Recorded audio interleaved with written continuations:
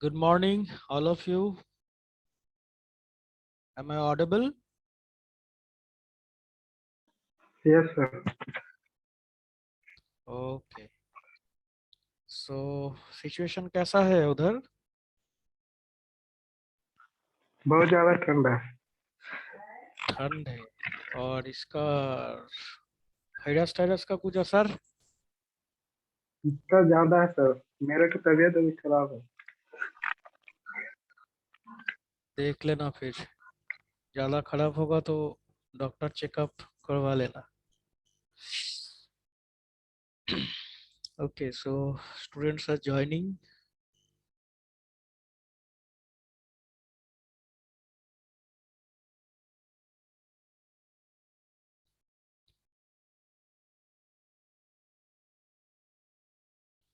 जो लोग क्लास में हो अटेंडेंस दे दो, नेम एंड रोल नंबर।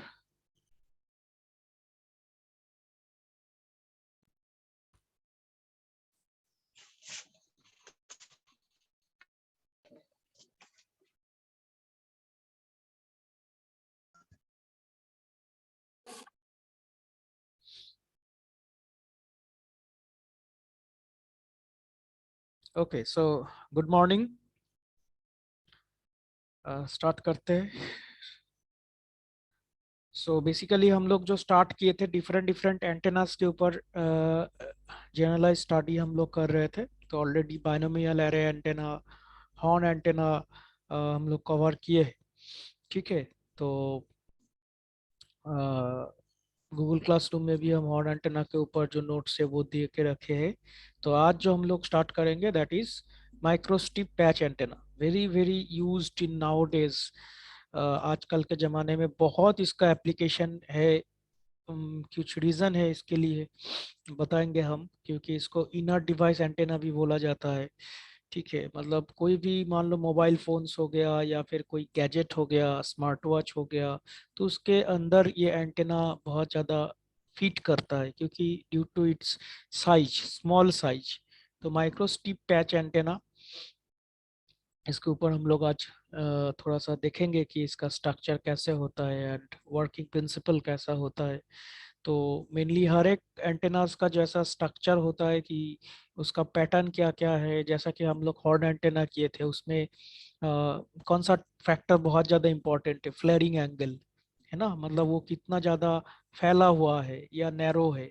तो वो इम्पोर्टेंट होता है हॉर्न एंटेना के लिए। तो हर एक एंटेना के लिए अलग अलग कुछ पैरामीटर्स होता है जो कि बहुत ज़्यादा मायने रखता है।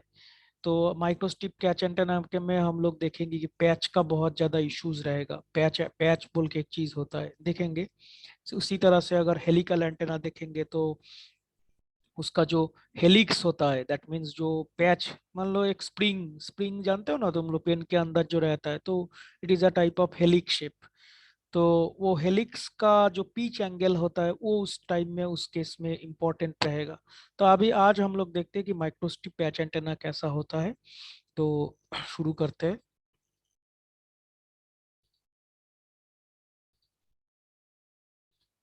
Okay, so is my screen visible properly? Yes sir.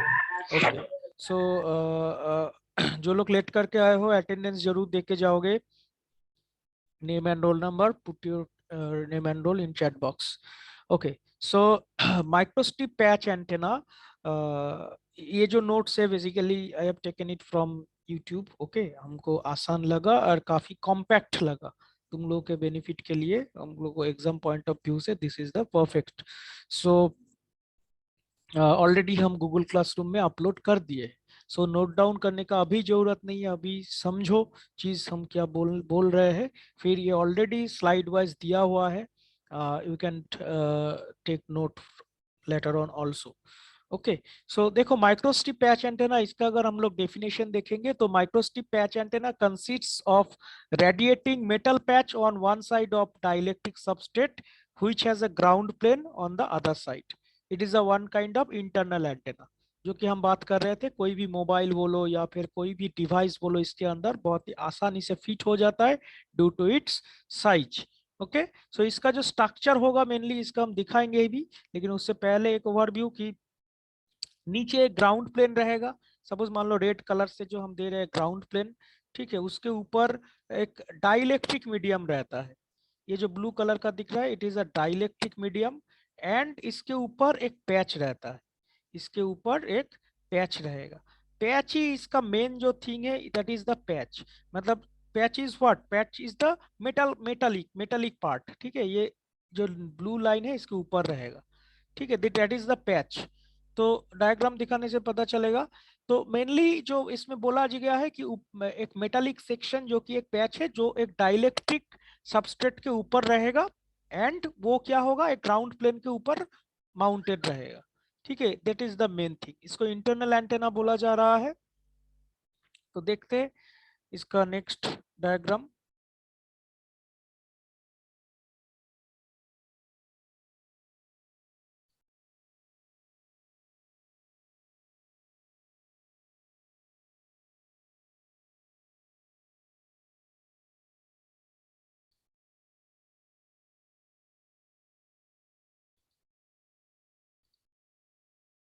Okay, so this is the picture of a microstrip patch antenna, very very important।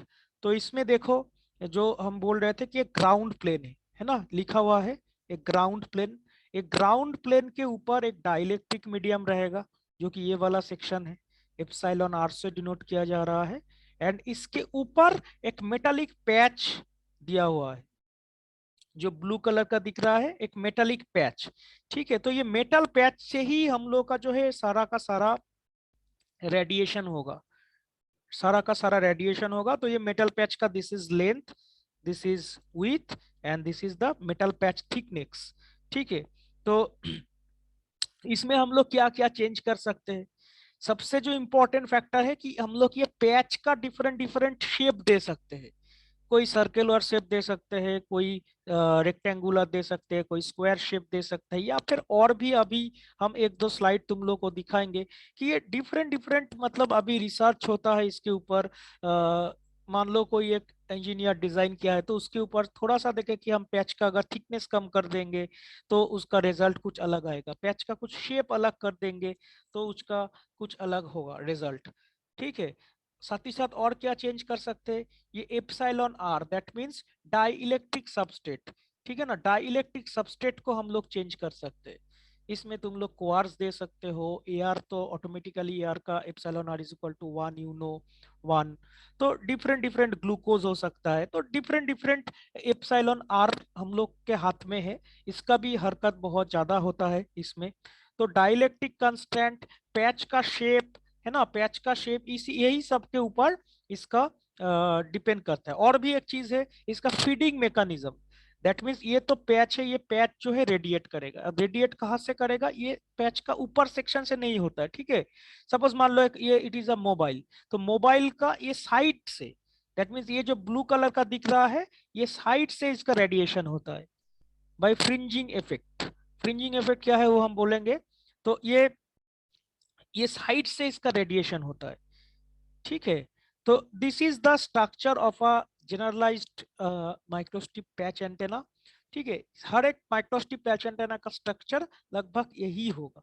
तो इसमें जो हम बात कर रहे थे इसका फीडिंग की भी डिपेंड करता है, that means when you excite this patch antenna, तो मतलब तुमको तो इसको फीड करना पड़ेगा, तो उसका भी कुछ मैकेनिज्म है। ठीक है, वो with contact and without contact दो तरह से हम लोग इसको फीड कर सकते हैं, तो उसके बारे में भी थोड़ा सा हम लोग डिस्कस करेंगे।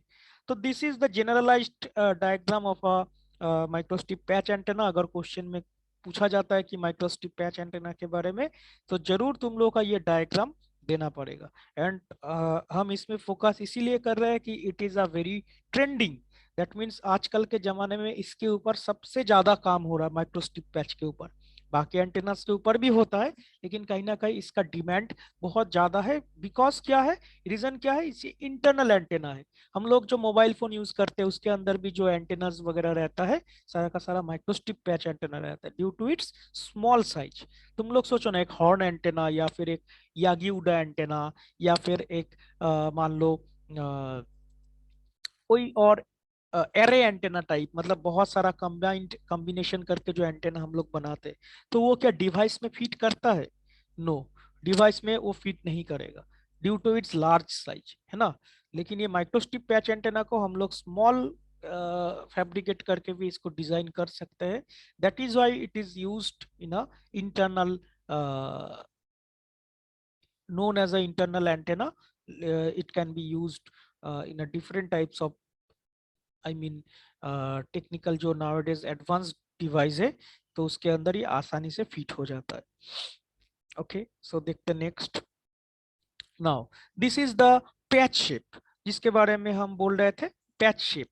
देखो नीचे जो दिया हुआ है स्क्वायर शेप, ऊपर में जो डाइलेक्ट्रिक कांस्टेंट के ऊपर जो डाइलेक्ट्रिक सबस्ट्रेट के ऊपर जो पैच जो रहेगा, मेटालिक जो सेक्शन जो हम बोल रहे थे उसका, ठीक है, अलग अलग शेप के इधर रखा गया है, rectangular, ring, triangle, H shape.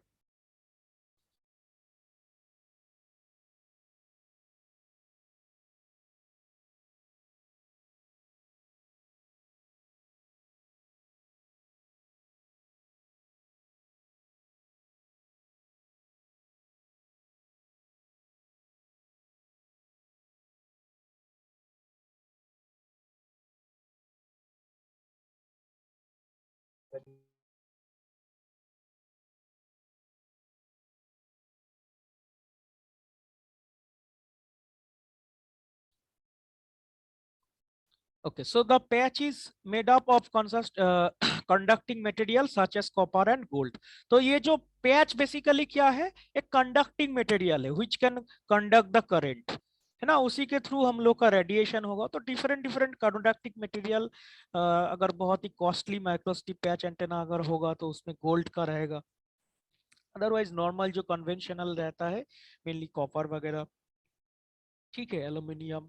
It is available in any shape, any shape. यहाँ पे जो शेप दिखा गया है this that is somehow some common shape, लेकिन इसके ऊपर काफी रिसर्च हो रहा है ना, ये कुछ भी हो सकता है, ठीक है। सपोज मान लो एक स्टार टाइप शेप, सपोज मान लो एक डिजाइंड शेप, दैट मींस एक हम दिखाएंगे एक दो पैच का स्ट्रक्चर। तो ये पैच जो है ये कुछ भी हो सकता है एज पर डिजाइन, ठीक है। तो सबसे नीचे जो रहेगा ग्राउंड प्लेन, उसके ऊपर रहेगा डाइलेक्ट्रिक सबस्ट्रेट एंड उसके ऊपर रहेगा पैच, ठीक है। तो ये इधर पैच का कुछ फोटो इधर दिया हुआ है। The radiating patch and the feed lines are photo etched on the dielectric substrate. तो ऊपर में जो पैच रहेगा उसको फीडिंग करना पड़ेगा, तो उसमें फीडिंग जो लाइन, मतलब जिस लाइन से फीडिंग होगा वो फोटो एच करना पड़ता है, ठीक है। Photo etching is the process. तो नेक्स्ट देखते हैं।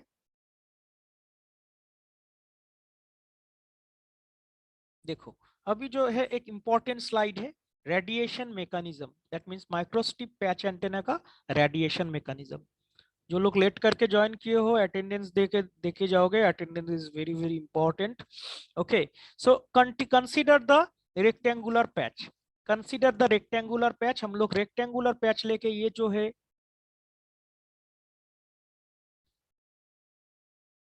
am I audible clearly?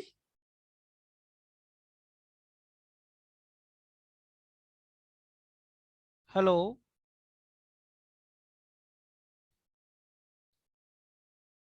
सुनाई दे रहा है? Yes sir.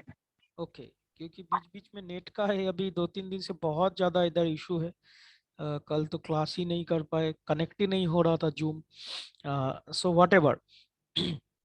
सो रेडिएशन मैकेनिज्म जो है ना, एक पैच एंटेना, एक रेक्टेंगुलर, ऊपर में देखो ये जो ग्रीन कलर का एक स्क्वायर पैच दिख रहा है। तो सिंपल यहाँ पे जो किया जा रहा है कि साइड का जो साइड वाल जो रहेगा, है ना, ऊपर से सपोज मान लो एक मैच बॉक्स, है ना, सपोज मान लो एक मैच बॉक्स ऊपर के पार्ट से कोई रेडिएशन नहीं होगा, जो भी कुछ होगा साइड वाल से रेडिएशन होगा, ठीक है। तो it is very very dependent on इस thickness.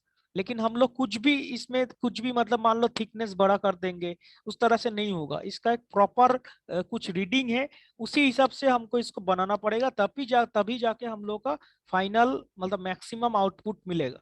Otherwise we will lose our, I mean, radiation, जितना मतलब रेडिएशन होना चाहिए था तो हम लोग का नहीं होगा, तो ऑटोमेटिकली हम लोग का एंटेना एफिशिएंसी घट जाएगा। ठीक है ना। तो इसका कुछ प्रॉपर कुछ रीडिंग है वो दिखाएंगे।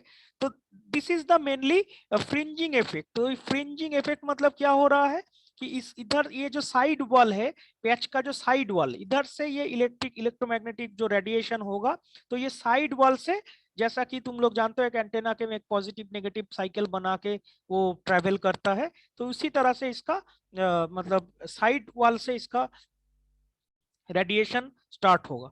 ठीक है, तो इसका एल एंड डब्ल्यू के ऊपर भी डिपेंडेंट है। नेक्स्ट स्लाइड में हम लोग इसको देखेंगे। तो ये मतलब एक याद रखना, ठीक है, कैसे होता है। तो मेनली इसका जो पैरामीटर्स कुछ कुछ दिया हुआ है वो हम लोग के लिए इंपॉर्टेंट है। जैसा कि हम बोल रहे कि तुम लोग कुछ भी बना नहीं सकते हो, कि एल को कुछ भी दे दे रहे हो, थिकनेस को कुछ भी दे दे रहे हो। एल मींस ये पैच का ही हम लोग का मेन कंसर्न है। क्या क्या हम बोले, पैच का लेंथ, पैच का विड्थ एंड पैच का थिकनेस, ये तो तीन ही चीज होगा एक रेक्टेंगुलर पैच होगा तो। एंड ये डाइलेक्ट्रिक कांस्टेंट का एप्सिलॉन आर का जो वैल्यू है वो भी काफी ज्यादा इंपॉर्टेंट रहता है। ठीक है, तो इसमें देखो रेक्टेंगुलर पैच का कुछ थ्योरेटिकल वैल्यू है जो कि रिसर्च करने के बाद मतलब ये डायरेक्टली मतलब लिखा गया है कि इसी के अंदर रहने से हम लोग का एंटेना जो है वर्क करेगा। अदरवाइज मतलब तुम लोग कुछ भी रख दोगे तो फिर उस समय ये जो माइक्रोस्ट्रिप पैच एंटेना है वो प्रॉपरली रेडिएट नहीं करेगा। दैट मीन्स खराब एंटेना कहलाएगा, है ना। सो ये जो एल है दैट मीन्स लेंथ, उसका वैल्यू 0.3333 लैम्डा नॉट से 0.5 लैम्डा नॉट के अंदर में होना चाहिए। That means you can easily say that 0.33 से 0.5 के बीच में होना चाहिए। तो ये कुछ वैल्यू याद रखना पड़ेगा बेसिकली पैच के रेस्पेक्टिव में। टी का जो वैल्यू है वो काफी छोटा होना पड़ेगा लैम्डा नॉट के रेस्पेक्टिव में। लैम्डा नॉट क्या है बेसिकली यहाँ पे, मतलब जिस फ्रीक्वेंसी पे ये मतलब रेडिएट कर रहा है, वेवलेंथ जिस वेवलेंथ पे ये माइक्रोस्ट्रिप पैच एंटेना मतलब तुम्हारा डिजाइन तुम जिस फ्रीक्वेंसी में चाहते हो, है ना। सपोज तुम चाहते हो कि 4.5 गीगाहर्ट्ज में तुम्हारा एंटेना वर्क करे, तो that will be noted here as a lambda naught, है ना। उसी हिसाब से तुम्हारा एंटेना डिजाइन होगा। तुम्हारा अगर लैम्डा नॉट का वैल्यू डिफरेंट है तो तुम्हारा इस ये वैल्यू भी डिफरेंट डिफरेंट हो जाएगा। क्लियर हुआ। सो हाइट भी इस तरह से जो एच है, एच हाइट 0.003 लैम्डा नॉट से 0.05 लैम्डा नॉट के अंदर होना चाहिए। And this is the very important factor epsilon r, है ना। डाइलेक्ट्रिक कांस्टेंट का वैल्यू ये 2.2 से लेके 12 के बीच में होना चाहिए। ठीक है, एप्सिलॉन आर का वैल्यू इसमें ये कंडीशन रखने से, सारा कंडीशन अगर तुम फुलफिल करके कोई एक एंटेना डिजाइन करोगे तो फिर जो देखा जाता है कि एक एंटेना एक अच्छा मतलब एक एंटेना प्रोड्यूस होता है। ठीक है, फिर भी देयर आर सेवरल फैक्टर जो कि हम लोगों को कंसर्न में लेना पड़ता है। जब एक एंटेना डिजाइन होता है उसमें बहुत सारा चैलेंजेस आता है।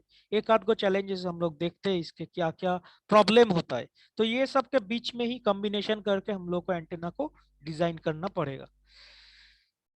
मेन टारगेट क्या रहेगा, मेन टारगेट रहेगा कि हम लोगों का जो रिक्वायरमेंट है ये totally based on our requirement, कि कैसा तुम्हारा बैंडविड्थ चाहिए, तुम्हारा रेडिएशन पैटर्न कैसा होना चाहिए। हर एक का रिक्वायरमेंट अलग अलग होता है ना। उसी हिसाब से एंटेना भी अलग अलग डिजाइन हो रहा है। अभी भी आज भी रिसर्च हो रहा है, 10 साल बाद भी रिसर्च होगा, क्योंकि हम लोग का नीड अलग अलग है। एक मोबाइल फोन का नीड अलग है, एक स्मार्ट वॉच का नीड अलग है। सपोज मान लो तुम्हारे पास कोई एलेक्सा है, या फिर मान लो तुम्हारे पास कोई ऑटोमेटिक मतलब कंट्रोल्ड ऑटोमेटेड मतलब मान लो एक फैन है ना। तुम रिमोट से या मोबाइल से उस फैन को ऑपरेट कर रहे हो, तो हर एक का यूज अलग अलग है। तो उस हिसाब से हम लोग का जो है ये चेंजिंग हम लोग को चाहिए। Okay, so microstrip patch antennas radiate primarily because of the fringing fields between the patch edge and the ground plane। तो ये बेसिकली जो पैच का जो एज है उधर से ही मतलब सारा का सारा रेडिएशन होगा, जिसको हम लोग फ्रिंजिंग इफेक्ट बोलेंगे। assuming that there is no electric field variation along with the width and the thickness of the patch। ठीक है, तो electric field variation along with width and thickness, that means ये जो डब्ल्यू एंड टी है, W and T, ये जो W and T है इसमें कोई इलेक्ट्रिक फील्ड वेरिएशन नहीं होना चाहिए। हम लोग का electric field variation only length के रेस्पेक्टिव में होगा। ये फ्रिंजिंग इफेक्ट तभी जाके शूट करेगा। ठीक है, तो ये एक पॉइंट निकल के आ रहा है कि माइक्रोस्ट्रिप पैच एंटेना के केस में जो भी फ्रिंजिंग इफेक्ट के थ्रू रेडिएशन होगा, दैट मीन्स पैच का जो एज है और कोई कोई टाइम में ग्राउंड प्लेन से भी, दैट मीन्स जो मेटालिक पार्ट है, ये ग्राउंड प्लेन भी एक मेटालिक पार्ट है, मेटालिक पार्ट से ही रेडिएशन होगा। ठीक है ना, एआर से तो रेडिएशन पॉसिबल नहीं है। तो सिंपल सा बात है, जो मेटालिक पार्ट है उसका एज से होगा, तो उसका जो इलेक्ट्रिक डिस्ट्रीब्यूशन है वो विथ एंड थिकनेस के ऊपर नहीं रहेगा। साफ साफ इधर लिखा गया है कि assuming that there is no electric field variation along with the width and thickness of the patch, तो जो भी होगा लेंथ के रेस्पेक्टिव में होगा। ओके, सो ये डायग्राम से और भी एक पिक्चर से हम लोग का क्लियर हो जाता है। देखो, इट इज अ सबस्ट्रेट, ऊपर में पैच है, this is the patch, length दिया गया है, दिस इज लेंथ। तो यहाँ पे देख रहे हो कि फील्ड डिस्ट्रीब्यूशन कैसे हो रहा है, दैट मीन्स कैसे फ्रिंजिंग हो रहा है, इस साइड से रेडिएशन होगा, इस साइड से। ठीक है, और ग्राउंड प्लेन के अंदर क्या हो रहा है, ये फील्ड का जो डिस्ट्रीब्यूशन है ग्राउंड प्लेन के अंदर, सॉरी, डाइलेक्ट्रिक मीडियम के अंदर। देखो इस तरह से जो इलेक्ट्रिक लाइंस है, electric lines first half second half, that means कुछ ऊपर कुछ नीचे, फिर ऊपर फिर नीचे। ठीक है ना, अप डाउन अप डाउन। तो क्या कर रहा है एंटायरली जो है, ये अगर ये दो पकड़ के चलोगे तो ये कैंसिल आउट हो जा रहा है, ये जो ऊपर ये जो नीचे, ये दोनों को एक दूसरे को कैंसिल आउट हो जा रहा है। तो इधर से जो है epsilon r, that means dielectric medium, उसके थ्रू हम लोग का कोई भी रेडिएशन नहीं मिलता है।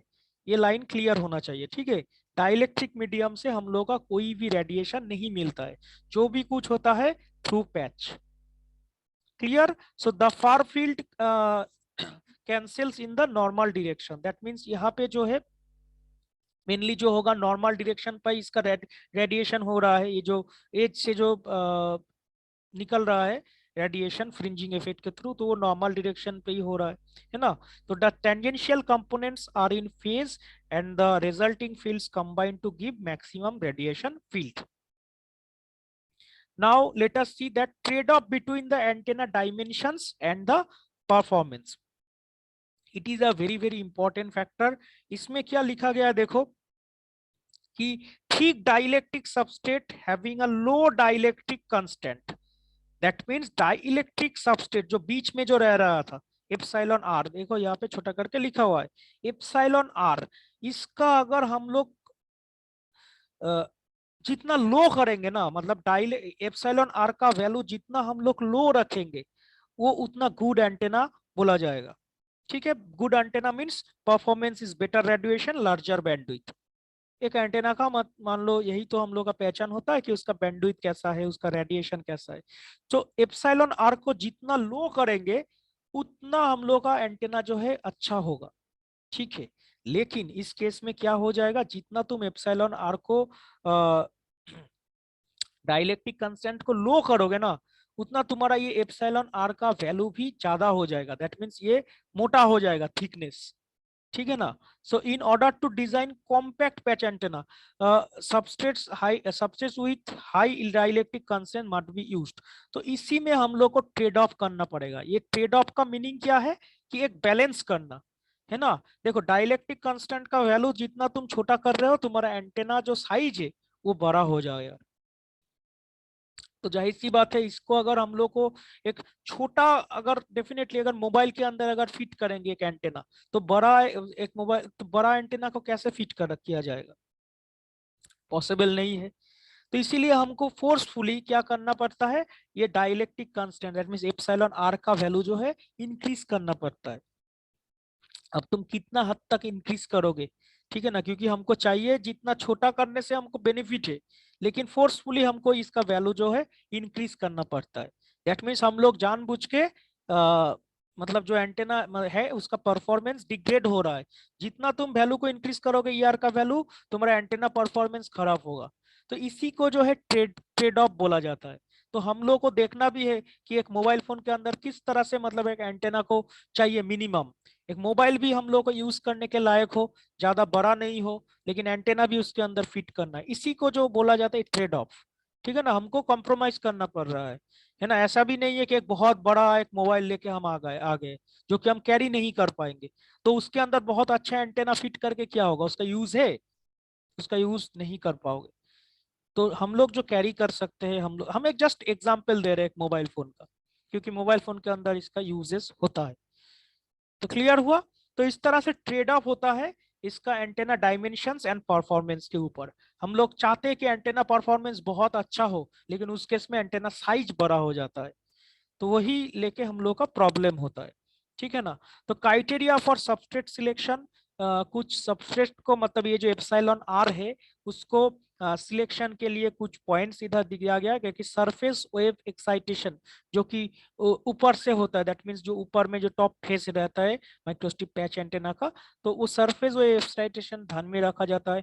कॉपर लॉस, दैट मींस अगर मेटल, अगर पैच अगर कॉपर से बना हुआ है तो कुछ लॉसेस होता है, कॉपर लॉस उसको बोला जाएगा। Effect of temperature and humidity and ageing, soldering, and definitely सबसे इंपॉर्टेंट होता है कॉस्ट। ये सारा चीज को मेंटेन करके हम लोगों को जो है सबस्ट्रेट सिलेक्शन करना पड़ता है।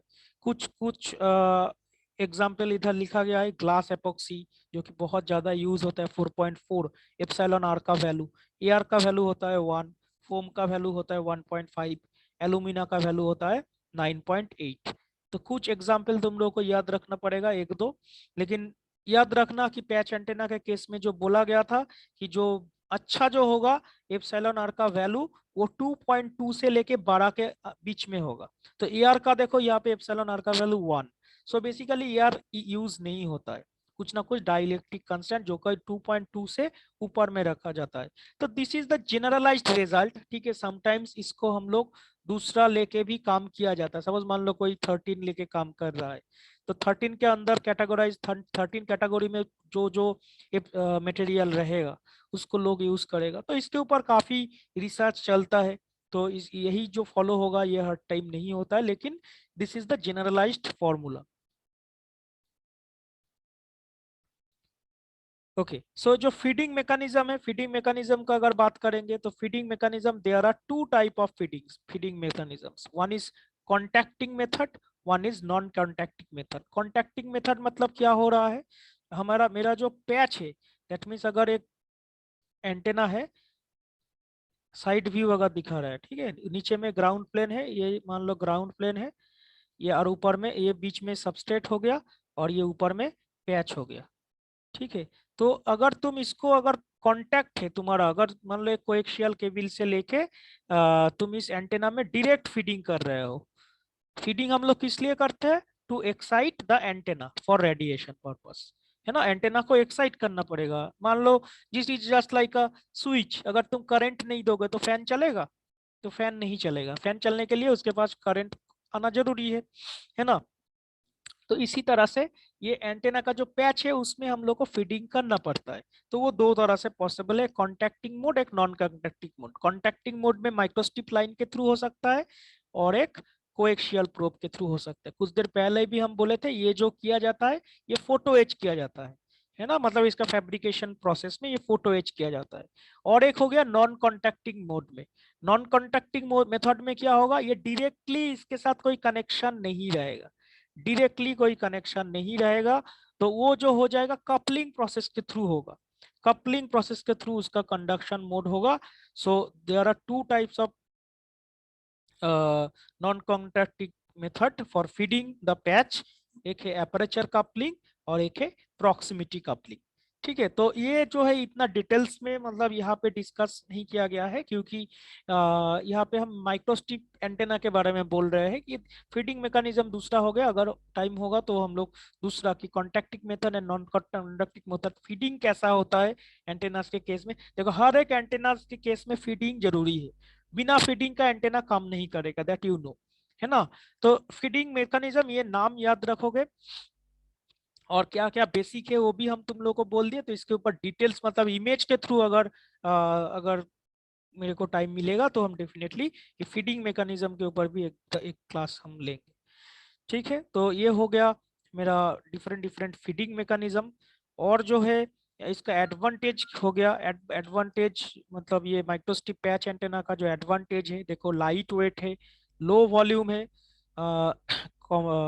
Comfortability, low fabrication cost, can be easily integrated with microwave integrated circuit, इसलिए इसको एमआईसी बोला जाता है।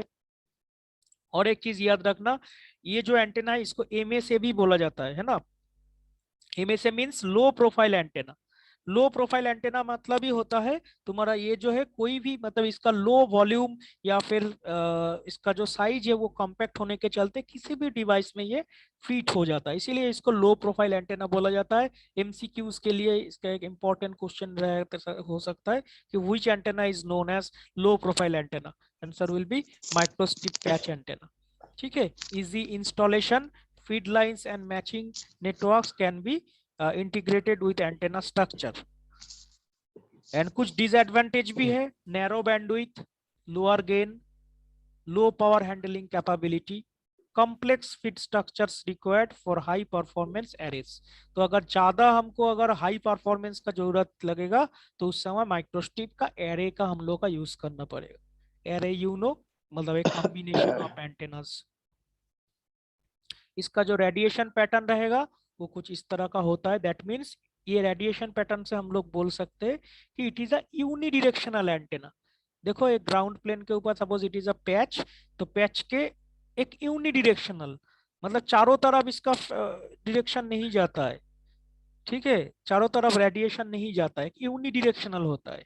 So this is a that means generalized एक रेडिएशन पैटर्न। ऐसा नहीं कि हर एक पैच का ऐसा ही रेडिएशन होगा, अलग भी हो सकता है। और अलग होना ही मतलब एक एंटेना जो डिजाइन करते हैं एंटेना इंजीनियर का काम होता है कि तुम्हारा एज पर रेडिएशन मतलब किस डिरेक्शन में चाहिए। सपोज मान लो तुमको ऐसा एक एंटेना चाहिए, रेडिएशन पैटर्न कुछ इस तरह सा होना चाहिए, then you have to design your antenna like this. उसके लिए तुम्हारा पैच शेप चेंज हो सकता है, फीडिंग मैकेनिज्म चेंज हो सकता है। ठीक है ना। तो ये जो है एक जनरलाइज्ड पैच एंटेना का रेडिएशन पैटर्न जो कि एक यूनिडिरेक्शनल होता है।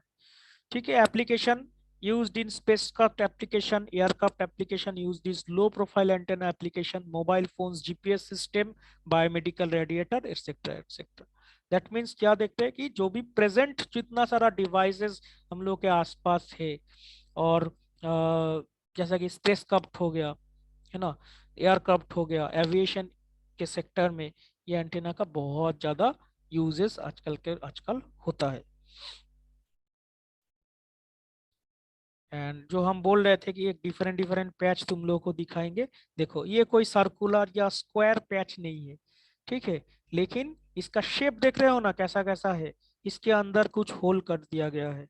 ये कुछ भी हो सकता है। सपोज मान लो एक मेटालिक सेक्शन है, इसके अंदर एक सर्कल मतलब गैप रख दिया गया है। तो देखा गया है मतलब डिफरेंट डिफरेंट शेप से ना मेरा जो पैटर्न बनेगा वो अलग अलग हो जाएगा। जो बैंडविड्थ है वो चेंज हो जाएगा due to changing for your patch, है ना। तो इसी के ऊपर काफी ज्यादा रिसर्च होता है। पैच का जो अलग अलग शेप, पैच एंड पैच का जो एक स्टार टाइप का शेप हो सकता है, एक स्टार सिंपल एक स्टार टाइप का शेप हो सकता है पैच का, है ना। अब इसको लेके इसके पैच के ऊपर मान लो स्टार के ऊपर छोटा छोटा होल बना दिया। हाँ ये रैंडमली तो नहीं होता है, लेकिन कोई ना कोई मान लो इसके ऊपर काम किया है। ठीक है, ऑटोमेटिकली मान लो कोई पेपर इसके ऊपर है जो इसके ऊपर एंटेना बना चुका है, तो उसको लेके हम लोग उसका क्या रेडिएशन है, उसका क्या फ्रीक्वेंसी है वो हम लोग देख रहे हैं। तो पेपर पब्लिश भी तो ऐसा ही होता है। सपोज मान लो एक एंटेना, सपोज ये एंटेना का गेन मान लो हो गया 10। ठीक है ना, तो तुमको अभी बेटर गेन चाहिए, तो तुम इस एंटेना के ऊपर काम शुरू कर सकते हो। किसी का काम किया हुआ है, उसको उसका रिजल्ट अगर उनका रिजल्ट अगर तुम और बेहतर कर सकते हो, है ना, बैंडविड्थ अगर और इंक्रीज कर सकते हो, देन तुम्हारा भी एक नया काम होगा। रिसर्च तो ऐसा ही होता है। समझ में आया। तो ये जो है कुछ बेसिक हम लोग का एक रेडिएशन पैटर्न हो गया। एंड माइक्रोस्ट्रिप का जो पैच है उसका लेंथ विथ थिकनेस ये किस किस तरह से होना चाहिए, एप्सिलॉन आर का वैल्यू किस तरह से होना चाहिए 2.2 से 12 के अंदर। तो इस तरह से जो कुछ फैक्टर्स है ये हम लोग को याद रखना पड़ेगा। और उसका रेडिएशन मैकेनिज्म, दैट मीन्स इसका जो फ्रिंजिंग इफेक्ट के थ्रू जो साइड पैच पैच हमेशा याद रखो कि पैच एक मैच बॉक्स का तरह होता है, उतना बड़ा नहीं, छोटा साइज का, है ना, एक मेटालिक स्ट्रिप, उसका साइड से हमेशा रेडिएशन होगा। ठीक है, तो उसमें जो इलेक्ट्रिक वेरिएशन है वो विथ एंड थिकनेस के ऊपर नहीं डिपेंड नहीं करेगा, it will totally depend on the patch length. इस तरह से इसका एडवांटेज, डिसएडवांटेज एंड एप्लीकेशन, तो इस तरह से माइक्रोस्ट्रिप एंटेना को हम लोग एक कंक्लूड कर सकते हैं। तो इसी तरह से हर एक एंटेना को तुम लोगों को स्टडी करना पड़ेगा। हम ऑलरेडी जब क्लास शुरू हो रहा था ये मॉड्यूल में तो बोले थे कि इसमें कि ऑलरेडी सिलेबस पे 10 से 11 एंटेना है, ठीक है। तो उसमें से कुछ कुछ हम लोग कवर कर रहे हैं जो सबसे ज्यादा इंपॉर्टेंट है, एंड कॉम्पिटिटिव एग्जाम में भी छोटा छोटा क्वेश्चन पूछा जा सकता है और जानना जरूरी है। As a electronics engineer market पे क्या क्या है एंटेना, एंड किस एंटेना का फंक्शन कैसे रहता है, ये जानना भी जरूरी होता है as a electronics engineer, right. Interview में भी क्वेश्चन पूछा जा सकता है। So this is a overview view of microstrip patch antenna. So UG level पे इतना ही जानोगे तो सफिशियंट है। और अगर स्टडी किया जा सकता है तो एक एंटेना, माइक्रोस्ट्रिप एंटेना के ऊपर बुक्स भी है ना। तो हम लोग तो उतना डेप्थ में जाके स्टडी नहीं करेंगे। सो जितना हम लोग को चाहिए, एक मोटा मोटी standard definition, radiation pattern, working principle, uses, इतना ही हम लोग देखेंगे। ओके, सो माइक्रोस्ट्रिप पैच इतना ही। सो नेक्स्ट क्लास में कोई और दूसरा कोई एंटेना के ऊपर हम लोग स्टडी करेंगे। और ये जो सारा स्लाइड्स हम तुम लोग को दिखाए ऑलरेडी गूगल क्लासरूम में अपलोडेड है, ठीक है, जाकर चेक कर सकते हो, नोट डाउन भी करके रखना। Okay, so that's it for today, thank you.